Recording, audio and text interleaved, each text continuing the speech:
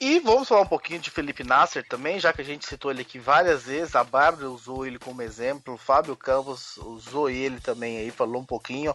E Thiago Santa Rosa, ele tá sendo... está tendo uma guerra aí, né, na mídia nacional, alguma parte falando de que Felipe Nasser está sendo boicotado dentro da própria Sauber, que ele vai lá e faz uma bela sexta-feira, e que no sábado a Sauber copia tudo pro carro do Ericsson, desfaz tudo do carro dele, e ele faz uma péssima classificação, ele faz uma péssima corrida. Nós tivemos até uma corrida que isso realmente aconteceu e que levanta até margem para se acreditar nas teorias da conspiração. Mas eu queria saber de você, Thiago Santa Rosa, qual é a tua percepção de tudo isso? Eu acho que está sendo um exagero o que está sendo feito. Já em algumas situações a gente pensa em possibilidades de teoria da conspiração, passa na nossa mente, mas são teorias da conspiração, né? Sem embasamento, sem indícios, apenas com conjurações que vão do fantasioso ao mais fantasioso ainda, por até não ter um adjetivo específico para isso, né? É uma viagem de algumas pessoas que tentam justificar ou mostrar para o público que ali exista um piloto que as pessoas possam esperar dele algo para o futuro, né? Algo para o futuro para vender a categoria para o público em geral. E eu acho que isso vai muito de encontro a questões relativas à queda de audiência e tudo mais, a forma como que se dá essa venda dessa imagem, né? Trazendo um pouco mais de sketches, às vezes até de programas de auditório do que do jornalismo, como o Fábio Campos, a Bárbara Franzin aprenderam na faculdade, que eu e o Raposo tivemos o contato ali lendo os portais, os sites e revistas e tudo mais, mas que sabemos aonde que está as coisas de fato e as coisas de direito. E ali o pior de tudo é não ter nem fato, nem direito, nem nada. É o absurdo maniqueísmo da mídia que controla a Fórmula 1 aqui no Brasil, controla a venda da categoria, né? Como as pessoas enxergam. Só completar, tá, Campos? Eu vou te perguntar sobre isso. Não, eu quero te perguntar sobre isso. E aí passam essa visão de que, coitado do nosso piloto, Seria tão bom se a ideia fosse mostrar quem são todos os pilotos. A gente acabou de falar aqui de Ocon, a gente falou de Harianto, a gente falou mencionou Leclerc, sabe? Pilotos, e aí traz a informação, a carreira, independente da nação, sabe? Existe pessoas que têm essa veia nacionalista e que trazem isso como se fosse um símbolo de algo maior. Até entendo que em alguns países existe isso de forma velada e existe na própria mídia, como os Estados Unidos. Mas mesmo assim, não se deixa de ter a informação. E a informação falta e o pior, aí é deturpada e é virada e jogada de uma forma a criar uma imagem de nós não temos um piloto porque as coisas não estão andando como deveriam andar, o que é de fato absurdo, Fábio Campos. Eu queria te perguntar para a Bárbara e para o Raposo, vocês se acompanham de perto, que é uma dúvida que eu fico. Isso está sendo colocado de forma aberta, quase como uma informação, ou isso está sendo um ou outro jornalista que está levantando a hipótese, ou não, ou a televisão está trabalhando com essa realmente como se fosse um fato mesmo? Contem aí vocês aqui. Eu diria que isso na prova foi do México? Foi na prova do Texas, agora eu tô na dúvida. Acho que foi na do Texas. Isso foi o principal tema da transmissão. O principal. Do classificatório. Não foi nem da corrida, mas foi do classificatório.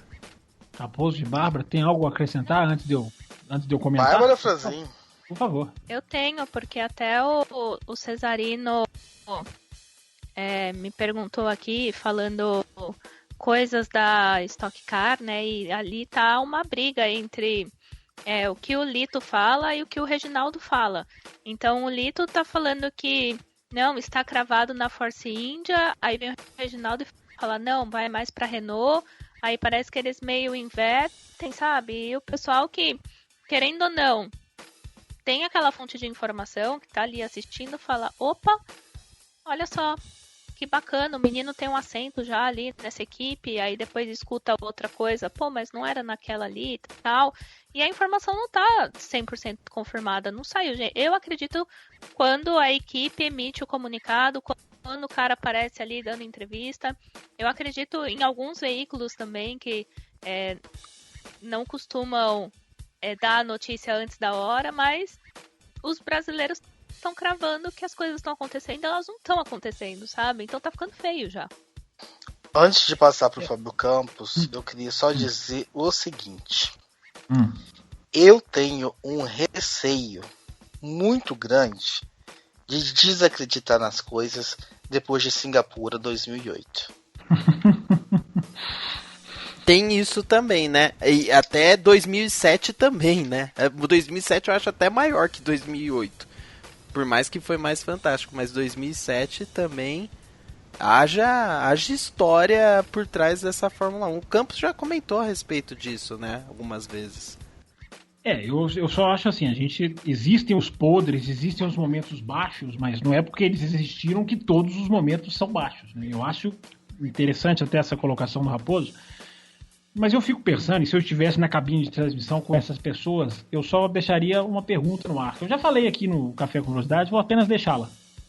Uma equipe que não tem ponto nenhum no campeonato, 0, é a última equipe do grid, em termos de pontos, né, que não são só pontos, né?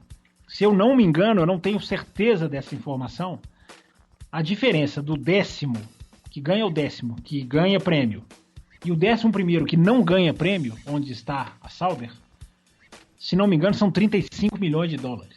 Se não me engano, eu não tenho certeza desse valor. Eu acho que quem ganha menos, o 10º prêmio, eu acho que é isso aí. Ou 25 milhões de euros, né, que é alguma coisa nessa casa. A verdade é que ponto é dinheiro. E dinheiro de um jeito muito bom para as equipes, porque elas ganham facilidades nas viagens do ano seguinte. Por exemplo, a parte de gasto com a viagem, deslocamento, elas são colocadas, são custeadas, digamos assim, como uma forma de justamente se empregar esse prêmio. Não é que fazem um cheque e entregam na mão da Monisha Kaltenborn, não. Esse prêmio vem no ano que vem, numa hora em que, né, muitas vezes a coisa pode apertar, é um serviço que você tem garantido ali, é uma preocupação a menos, digamos assim.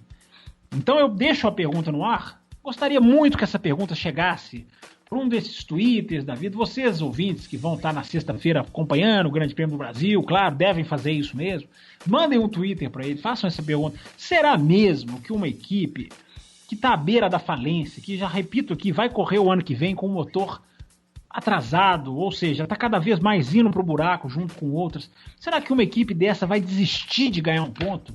Né? Um ponto ela precisa, porque no desempate ela ultrapassa a Manor. Né, no 11º, 2º, 10º, enfim, essas posições que não pontuam servem como desempate. Será que uma equipe dessa vai se sabotar a ponto só para prejudicar a carreira ou para mantê-lo? Não é melhor mantê-lo com uma negociação e mesmo assim com um ponto, com os 35 milhões?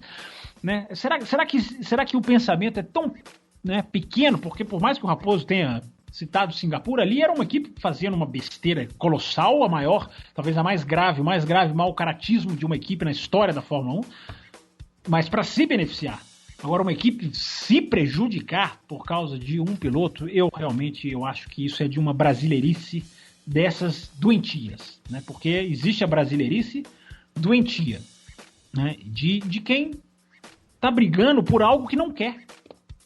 A televisão fazer esse tipo de manipulação é ela brigar por algo que não quer, porque ela não vai querer, o jogo não vai mudar para ela se o Felipe Nasser for para a Force India ou não for, não vai, ela vai continuar caminhando por a mesma trilha, que me perguntou aqui o nosso Davidson, né, de que sem um brasileiro na Fórmula 1 vão deixar de transmitir todos ao vivo. Gente, não é mais se, é quando, não existe mais essa se a Globo sair, não é quando.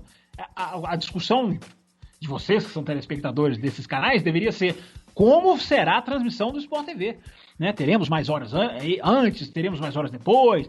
Né? Até acompanhei um pouquinho, né? Fizeram até um trabalho assim respeitável, né? Usando o repórter, uma coisa que eu sempre defendi aqui, né? Usa o repórter que estão pagando para ir lá, usando o repórter para entrevistas, abrindo meia hora antes, fica. É isso, é para melhor. Se for para ir, vai para melhor, entendeu? Se for para ir, vai para melhor. Então não tem esse negócio de, eu não entendo por que estariam manipulando por algo que não vai fazer diferença. Se fosse para Mercedes, né? Nossa, se ele for para Mercedes, aí a audiência pode mudar. Não é, vai para Force India, enfim, pode correr bem, pode conquistar uma coisa ou outra aqui, e vai ter um companheiro mais difícil de todos ao lado dele, enfim, será que vai conseguir? Então eu acho muito essa história é uma filosofia muito boba e sem sentido, né? Aquela coisa de que a manipulação não tem um raciocínio central, não tem nenhuma finalidade, ela já acontece de uma maneira tão natural. E eu deixo essa pergunta para o ouvinte: uma equipe vai se prejudicar precisando desesperadamente de um ponto? A esse ponto, mais uma vez, a redundância. Exatamente, Fábio Campos. Mas voltando ao que eu falei antes. Você dane-se, né? Muito bom o seu comentário, mas eu continuo achando que é verdade. Eles estão manipulando. Não, em nenhum momento eu acho que é verdade. Eu só falei que eu não gosto mais de bater. Você não duvida com a mesma força que você duvidava, é isso. Eu não duvido com a mesma. Eu acho que realmente quem em sã consciência vai se prejudicar, vai deixar de fazer um ponto e perder os seus 35 milhões e que não faz lógica nenhuma. Mas eu não vou pra rua levantar a bandeira, porque... Existe uma coisa aí, Raposo, que se fosse levantada era muito mais real. Não sei se a televisão brasileira levantou isso. O Ericsson é quase um dono da Sauber. Né? Os investidores que compraram a Sauber, uma parte da Sauber... Em cima disso eles estão batendo nessa tecla. Sim, pois é. E isso é um fato, Agora, uma coisa é você ter um primeiro piloto.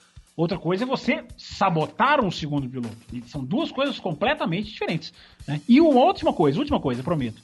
Se o Nasser desse um passeio no Ericsson durante todas as épocas e agora invertesse, aí você tinha mais elementos para duvidar. Mas não foi assim. O Ericsson até andou, o Nasser até andou mais do que o Ericsson, eu acho que no cômputo geral, como diria o outro.